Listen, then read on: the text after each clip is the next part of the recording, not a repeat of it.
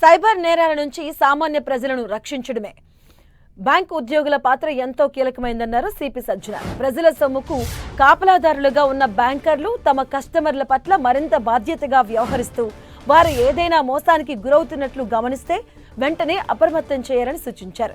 ముఖ్యంగా వృద్ధులు, పెన్షనర్లు తమ జీవితకాలపు సంపాదనను మోసగాళ్ల మాయలో పడి పోగొట్టుకోకుండా చూడాల్సిన బాధ్యత బ్యాంకర్లపై ఉందన్నారు. ఒకవేళ ఏమైనా అనుమానాస్పద లావాదేవీలు గమనిస్తే వెంటనే పోలీసులకు లేదా 1930 నెంబర్కు సమాచారం అందించాలని సూచించారు. ప్రజలు కూడా పోలీసుల హెచ్చరికలను గమనిస్తూ అప్రమత్తంగా ఉండాలన్న ఆయన, బ్యాంకర్లు, పోలీసులు, ప్రజలు సమన్వయంతో చైతన్యవంతులైతేనే సైబర్ నేర రహిత సమాజ నిర్మాణం సాధ్యమవుతుందని తెలిపారు.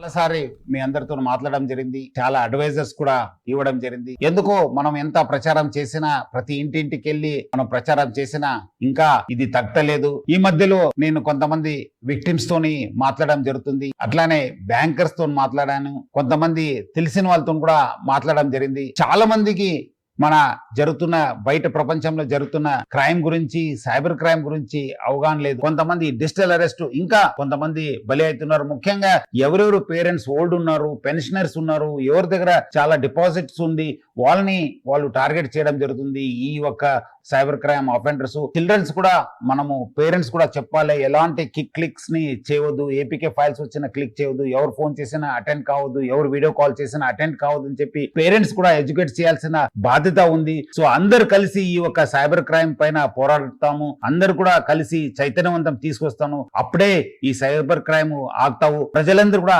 అప్రమత్తం ఉండాలని చెప్పి నా తరపు నుంచి, హైదరాబాద్ సిటీ పోలీస్ తరపు నుంచి అందరు కూడా కోరుతున్నాను.